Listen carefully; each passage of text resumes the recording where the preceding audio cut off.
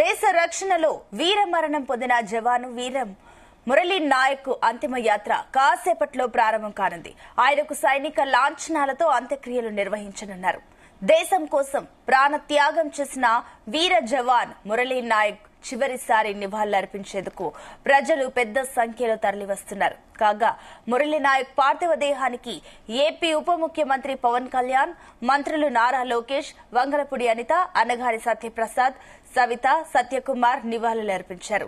శ్రీ సత్యసాయి జిల్లా గోరంట్ల మండలం కల్లితాండాకు వెళ్లి జవాను భౌతిక కాయం వద్ద అంజలి ఘటించారు.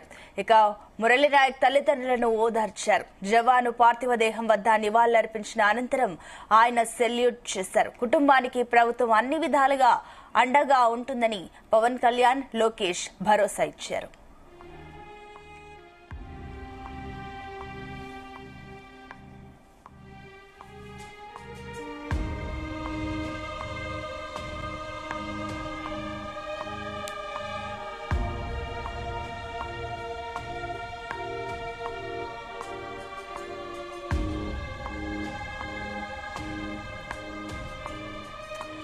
ఇక మురళీ నాయక్ మృతదేహాన్ని ఆర్మీ హెలికాప్టర్ లో బెంగళూరు తీసుకువచ్చారు.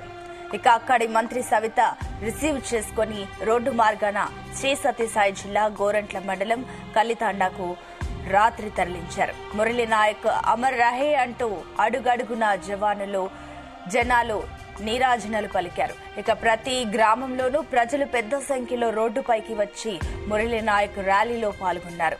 రాత్రి మురళీ నాయక్ పార్థివ దేహానికి జిల్లా కలెక్టర్ పూల మాలలు వేసి నివాళులర్పించారు.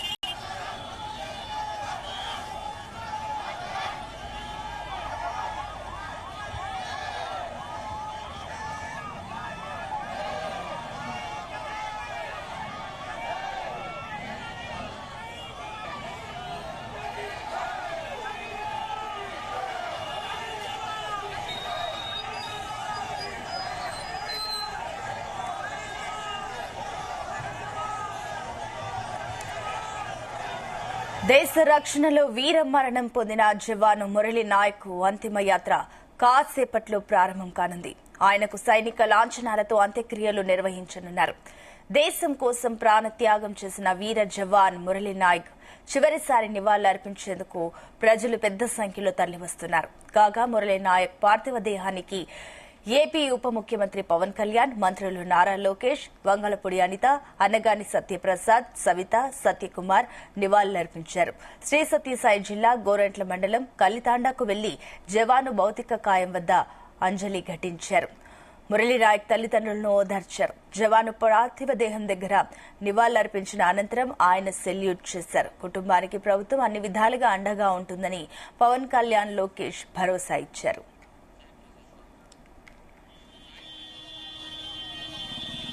రైట్, ఇదే అంశానికి సంబంధించి మరిన్ని డీటెయిల్స్ మా కరెస్పాండెంట్ సాయి ప్రసాద్ అందిస్తారు. సాయి ప్రసాద్. అనుష, ఇప్పుడు కల్లితాండాలో ఎప్పుడు లేనంత సందోహం ఇప్పుడు కనిపిస్తోంది. ఎందుకంటే ఏ సెలబ్రిటీకి లేనంత ఎంత జనసందోహం మనం ఇప్పుడు చూస్తున్నాము. ఎందుకంటే కల్లితాండాకు నిన్న సాయంత్రం నుంచి కూడా వేలాది మంది జనం చేరుకున్నారు.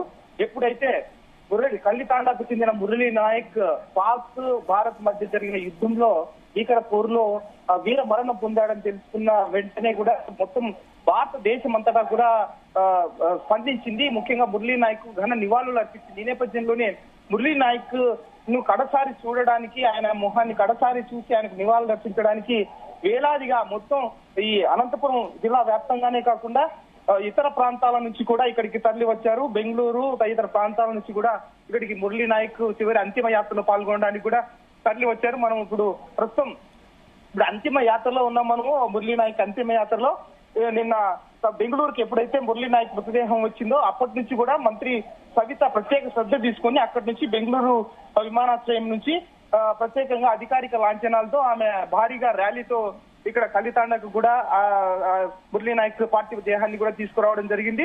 ఆ తీసుకొచ్చే క్రమంలో కూడా బెంగళూరు నుంచి వచ్చే క్రమంలో ఎక్కడెక్కడ కర్ణాటక రాష్ట్రంలో ఉన్న పల్లెకు కూడా అడుగడుగున నీరాజనాలు వారు రోడ్డుపైకి వచ్చి మురళీ నాయక్ కు సెల్యూట్ చేసి భారత్ మాతకు జై, మురళీ నాయక్ అమర్ రహే అంటూ నినాదాలు కూడా చేయడం కూడా జరిగింది. నిన్నటి నుంచి కూడా మొత్తం గ్రామం అంతా ఫుల్ ప్యాక్డ్, భారీగా వేలాది మంది జనసందోహంతో నిండిపోయింది. ఏ సెలబ్రిటీకి లేనంత ఇప్పుడు ప్రాముఖ్యత ఇప్పుడు మురళీ నాయక్ లభించిందని చెప్పొచ్చు. ఎందుకంటే ముఖ్యంగా వీర జవాన్ కేవలం దేశానికి సేవలు అందించడమే కాదు, దేశం కోసం ప్రాణాలు అర్పించిన వీర జవాన్ గా ఇప్పుడు మురళీ నాయక్ నిలిచిపోతాడు. ఎప్పటికీ భారతీయుల హృదయాల్లో నిలిచిపోతాడు. ముఖ్యంగా భారత్ కు పాక్ కు జరిగిన భీకర పోరులో ఆయన మరణించడం కూడా దేశానికి గర్వకారణం. అలాగే ఇప్పుడు కూడా ఎంతో గర్వకారణంగా ఉందని కల్లి తాండావాసులు కూడా అంటున్నారు. ముఖ్యంగా ఈ నేపథ్యంలోనే డిప్యూటీ సీఎం పవన్ కళ్యాణ్ కూడా ప్రత్యేకంగా కలితాండాకు చేరుకొని ఆయన ఈ రోజు ఉదయమే కలితాండాకు చేరుకుని అలాగే ఆయన వెంట మంత్రులు నారా లోకేష్, అనిత, అనగాని సత్యప్రసాద్ తదితరులందరూ కూడా ఇక్కడికి చేరుకుని ఆయనకు ప్రత్యేకంగా ఘనంగా నివాళులిస్తూ ఆయన అంతిమ యాత్రలో వీళ్ళందరూ కూడా డిప్యూటీ సీఎంతో పాటు మంత్రులందరూ కూడా స్వయంగా పాల్గొని ఆయనకు కడసారి వీడ్కోలు పలకడానికి కూడా ఇక్కడికి వచ్చారు. అత్యంత భారీ జన సందోహం మధ్య, వేలాది మంది జన సందోహం మధ్య ఇప్పుడు మురళీ నాయక్ అంతిమ యాత్ర కొనసాగుతోంది. భారత ఆర్మీ అధికారిక లాంఛనాలతో ఇప్పుడు ఈ అంతిమ యాత్ర సాగుతోంది. ముఖ్యంగా భారత ప్రభుత్వం అన్ని విధాలుగా మురళీ నాయక్ అండగా ఉంటుందని కూడా ఇప్పటికే ప్రకటించింది. భారత ప్రభుత్వంతో పాటు రాష్ట్ర ప్రభుత్వం కూడా ముఖ్యంగా మురళీ నాయక్ కుటుంబానికే అన్ని విధాలుగా అండగా ఉంటుందని కూడా చెప్పారు అనుష. ప్రస్తుతం అయితే అంతిమ యాత్ర కొనసాగుతోంది. మరి కాసేపట్లో ఈ అంతిమ యాత్ర ముగుస్తుంది. మంత్రులందరూ కూడా లాస్ట్ చివరి వరకు ఇక్కడే ఉండి ఈ కార్యక్రమాన్ని పర్యవేక్షిస్తున్నారు. డిప్యూటీ సీఎం పవన్ కళ్యాణ్ కూడా ఈ కార్యక్రమం పూర్తయ్యేంత వరకు ఇక్కడికే ఉండడం, అలాగే పవన్ కళ్యాణ్ అభిమానులు కానివ్వండి, దీంతో పాటు వీర జవాన్ మురళీ నాయక్ అభిమానులు కూడా వేలాదిగా ఇక్కడికి చేరుకుని అమర జవాన్ మురళీ నాయక్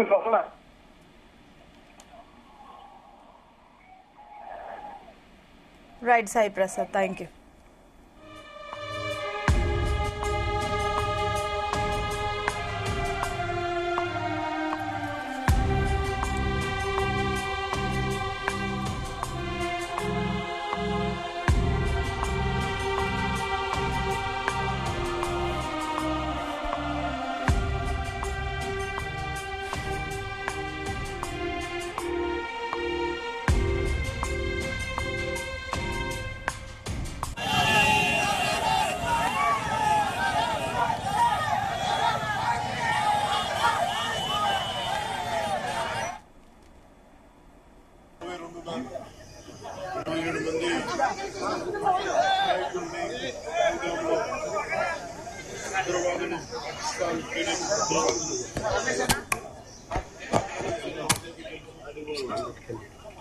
పర్యవసానం భారతదేశం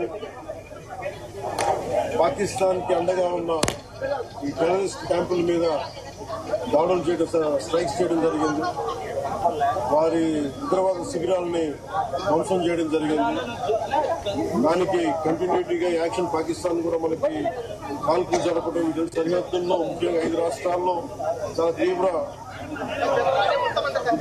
చాలా ఉద్విగ్నతతో కూడిన పరిస్థితులు ఏర్పడ్డాయి.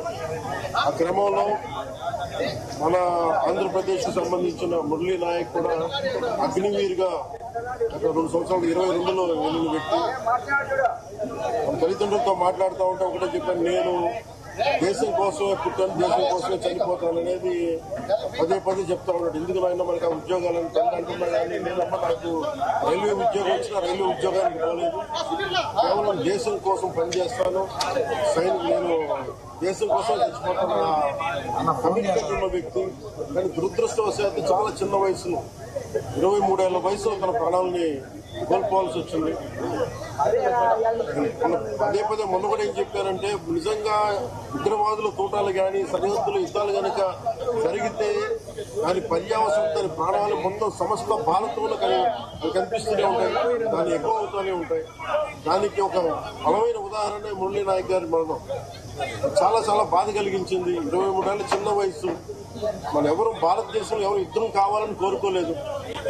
ఎప్పుడు మన పరాయి దేశాల మీద యుద్ధం చేయలేదు. మనల్ని సంరక్షించుకోవడంలో మన యుద్ధం చేయని తప్పక పరిస్థితులు. అలాంటి పరిస్థితుల్లో దీనికి మొదటిది కారణం పాకిస్తాన్ జనరల్, ఆర్మీ జనరల్ కూర్చోబెట్టి రెచ్చగొట్టి ఒక వారం ముందు, ఏప్రిల్ 22 ఒక వారం ముందు రెచ్చగొట్టి ఉగ్రవాదుల్ని ప్రేరేపించి అమాయకులైన మనుషులను చంపించేసి దానికి పర్యవసానమే.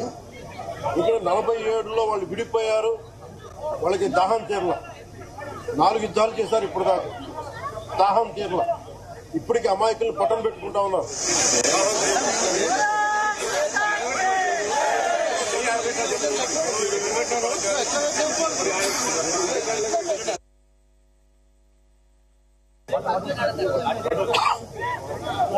నిన్న కూడా చూసాం. సీజ్ ఫైర్ అన్న తర్వాత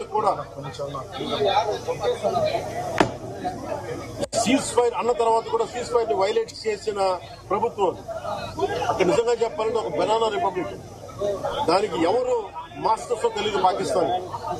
వాళ్ళు చేసే అరాచకాలు, వాళ్ళు చేసే మనకి స్పాన్సర్డ్ టెర్రరిజం ఇండియాకు ఒక ఇబ్బందిగా తయారైంది.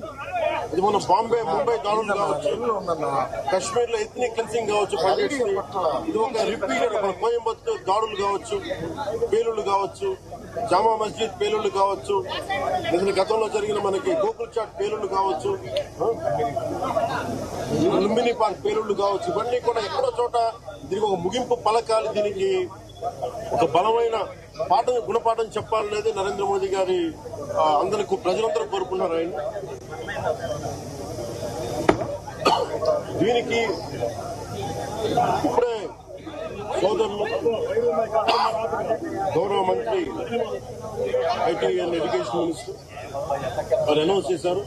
గౌరవ ముఖ్యమంత్రి చంద్రబాబు గారి తరఫున, అలాగే నరేంద్ర మోదీ గారి తరఫున ఇక్కడికి మంత్రివర్గం అందరం ఉన్నాం. ఇక్కడ అందరం కూర్చొని, మేము ముగ్గురం కూర్చొని ఇందాక గౌరవ ముఖ్యమంత్రి గారి సూచనల మేరకు మన లోకేష్ గారు చెప్పినట్టుగా దాదాపు 50 లక్షలు ఎక్స్గ్రేషియా ప్రకటిస్తా ఉన్నారు.